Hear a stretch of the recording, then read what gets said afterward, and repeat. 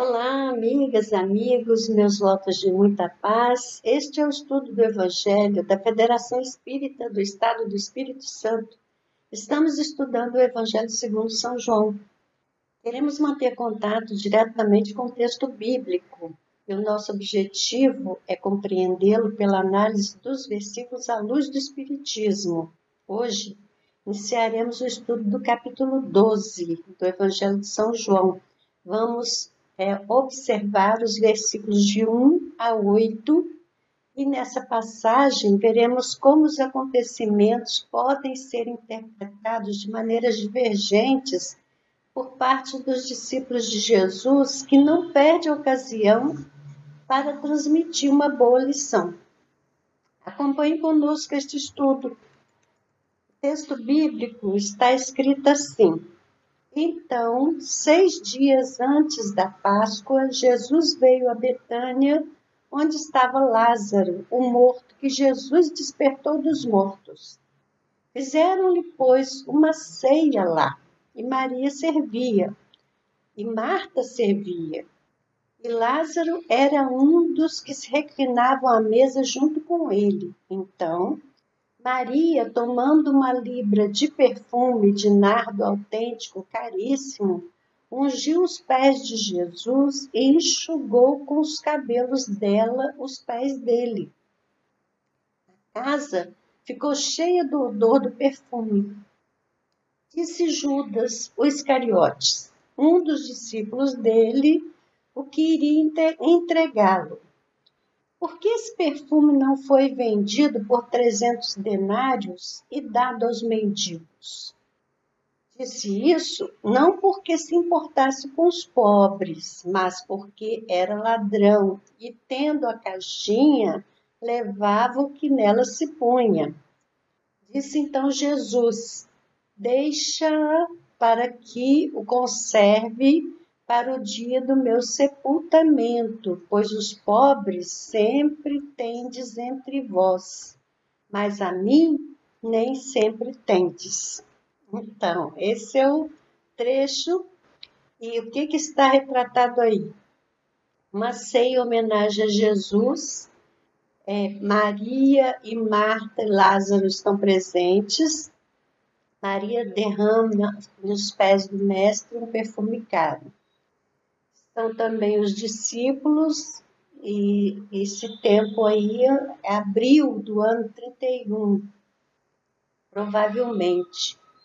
E ocorre na vila de Betânia, na casa de Simão, que não era Simão Pedro, era um outro Simão, que era conhecido como Simão o leproso.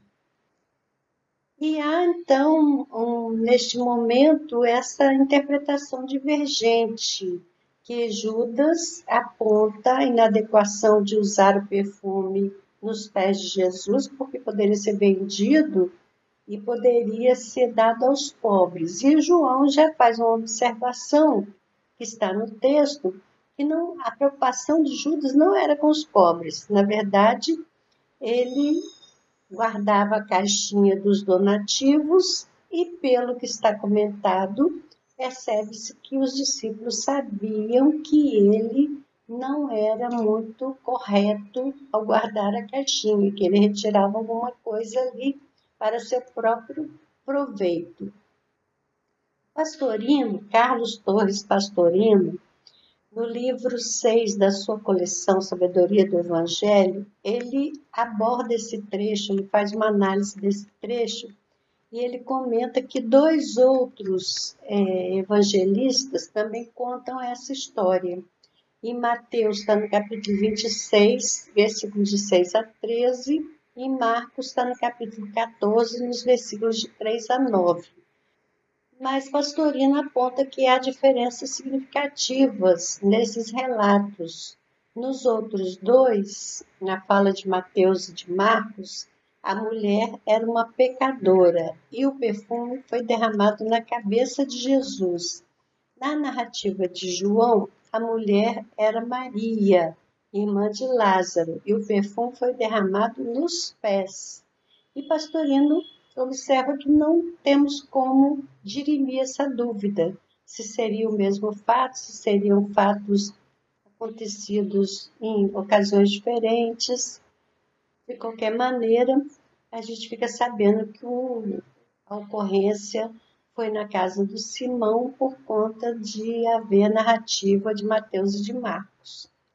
E quando Jesus fala que ele seria utilizado no seu sepultamento, ele já está antecipando ali que ele haveria de ser sacrificado e haveria de morrer na cruz.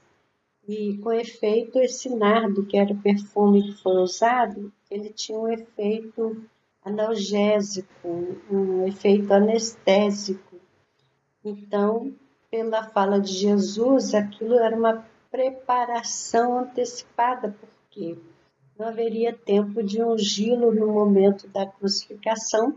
Ele é crucificado na sexta-feira e essa crucificação precisaria retirar o corpo antes das 18 horas, que começaria o sábado. Então, sábado ninguém pode trabalhar. Então, seria aquele evento rápido, com a retirada do corpo antes das 18 horas, às pressas, para nos ferir o sábado.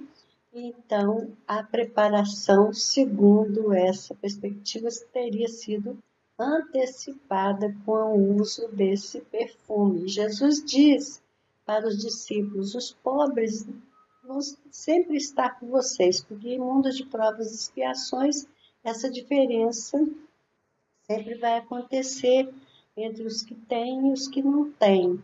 Agora, a presença dele, Jesus, não seria comum aqui neste mundo. Ele só veio àquela época e, de ordinário, a sua gerência sobre o planeta Terra não se dá pela sua presença física aqui.